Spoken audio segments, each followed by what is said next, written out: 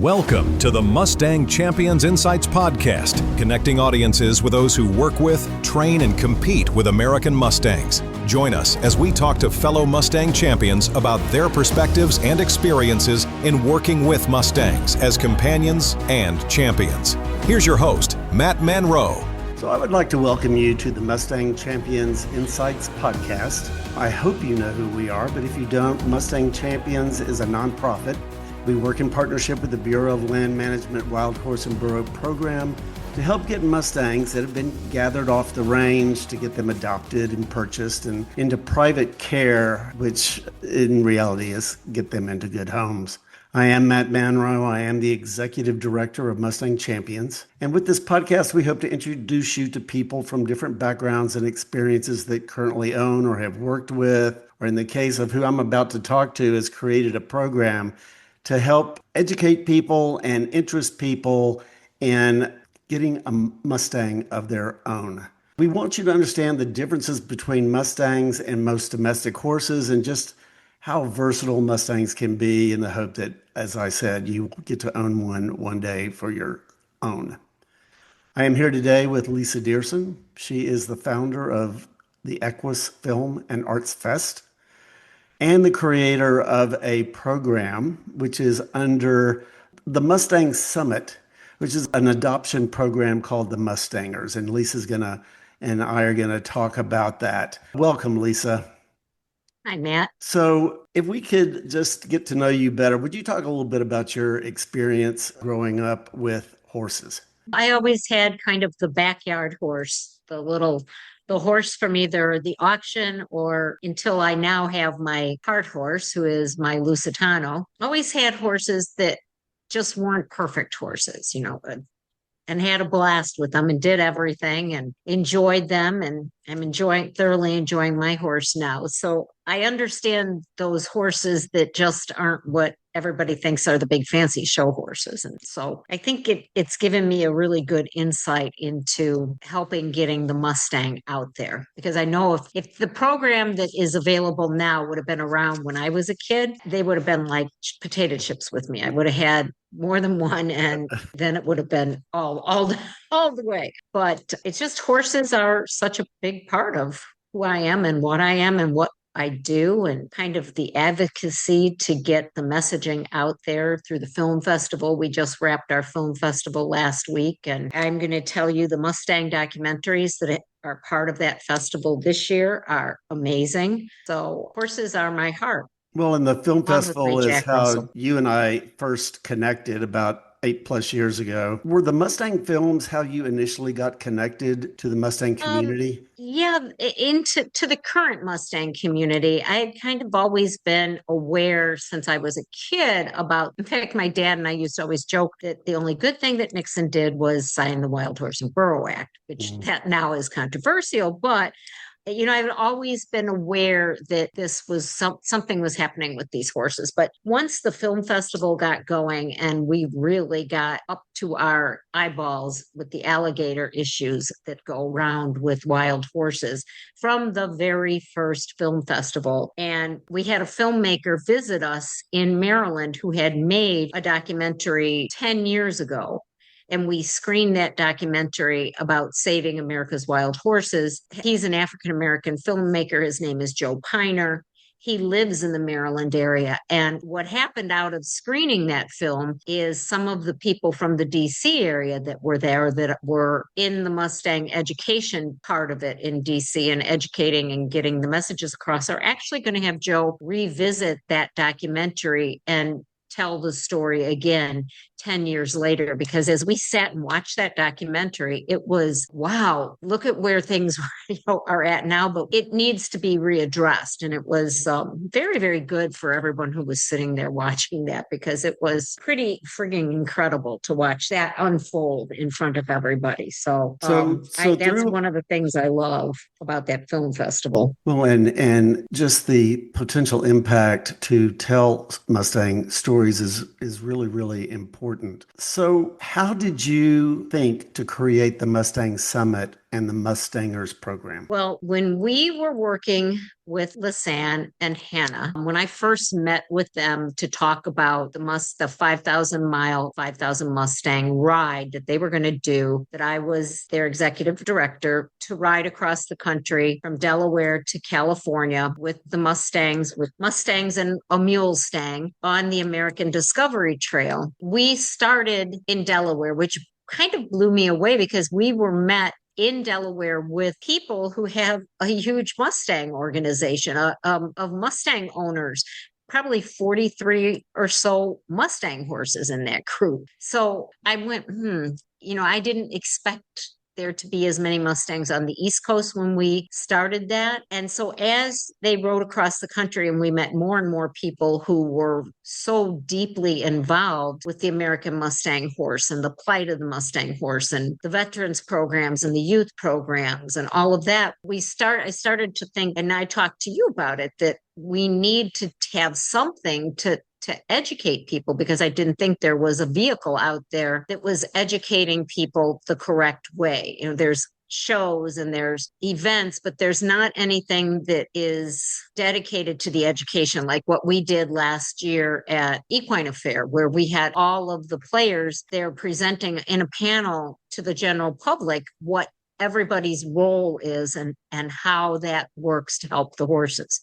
Right. Yeah, that's kind of how that started. That was a great event. So then from the Mustang Summit, talk about the Mustanger program. So when we ended up in California, out in Sacramento for the end of the ride, and I think you were there the end of that ride that weekend in Sacramento the first time, I had a bunch of people who came and joined Lisanne, because by that time it was only Lisanne left on the ride, to join her in the last leg of the ride to the beach. And people from across the country, Sky Epperson, Papa Mike Cassidy, Bruce Anderson, they came and joined her. And Julianne, of course, was filming, because this is the documentary that's coming out this year.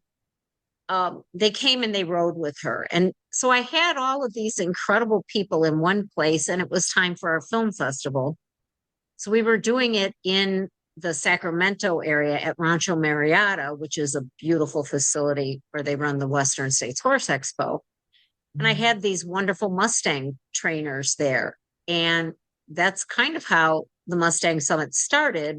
I pulled them together. I had them do public presentations. We had a program, and it just was off to the races after that, because you have people who know and who are working with it and have knowledge to share. So the Mustanger program is a group of trainers that come together. You coordinate getting yearlings brought to a facility, and each trainer, luck of the draw kind of, gets assigned a yearling that they work with for a 3-day period. Yes. And each trainer is videoed, and then posted. So people are able to hear from different perspectives how to gentle or approach gentling a wild horse.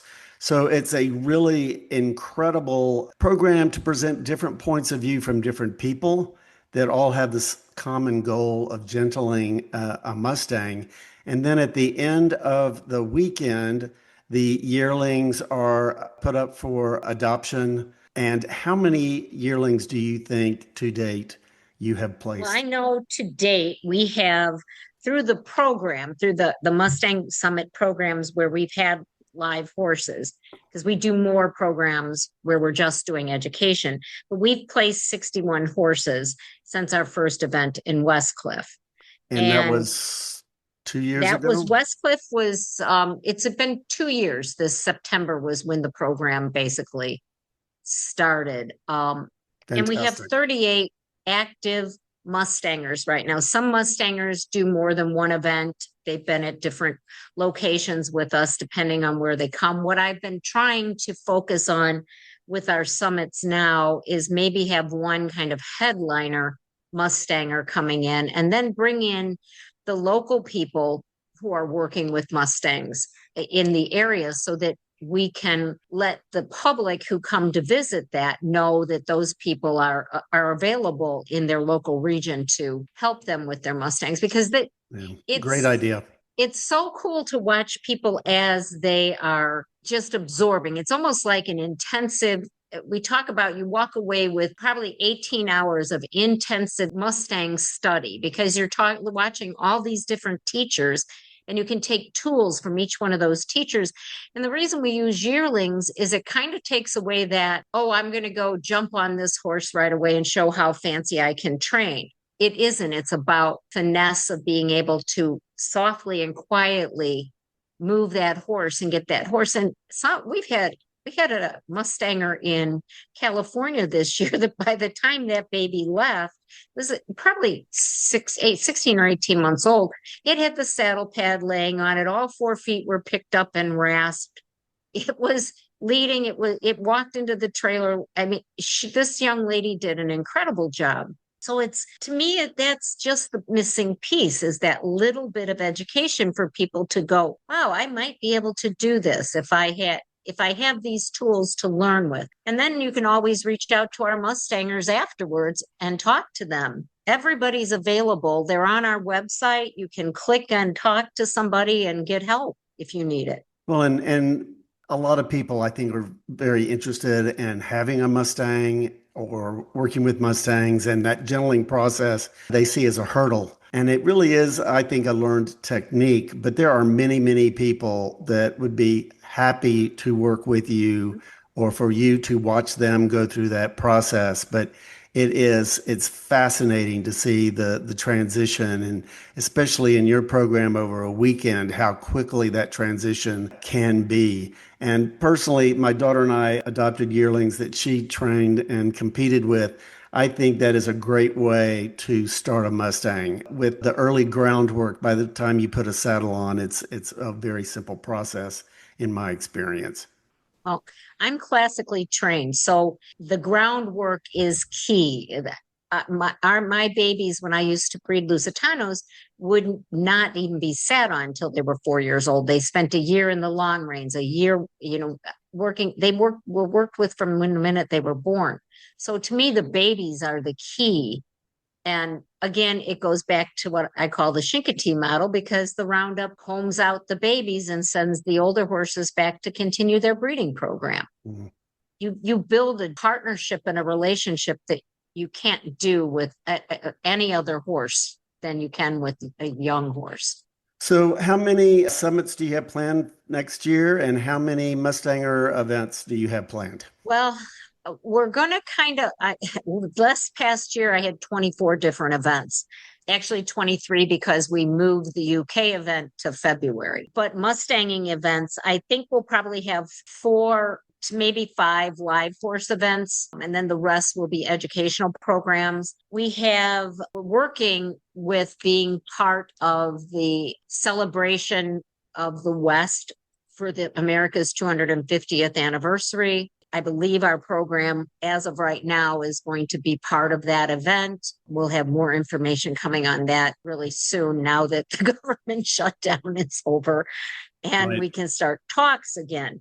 But that will be in Cheyenne, Wyoming, over Cheyenne Frontier Days. So that'll be a very big deal. And then the plan is to premiere Julianne's 5,000 Miles, 5,000 Mustangs documentary with Lisanne Fear in Cheyenne, Wyoming over that weekend. Great idea. So great. It'll be pretty exciting.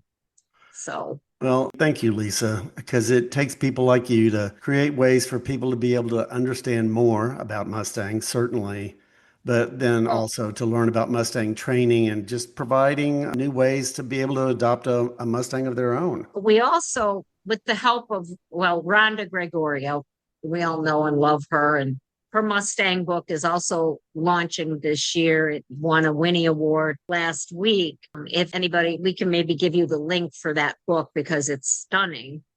But using her image, this is one of her images behind me, but using her image of her beautiful Lusitano gelding, Vigo, who she purchased, and he was kind of a young horse in that.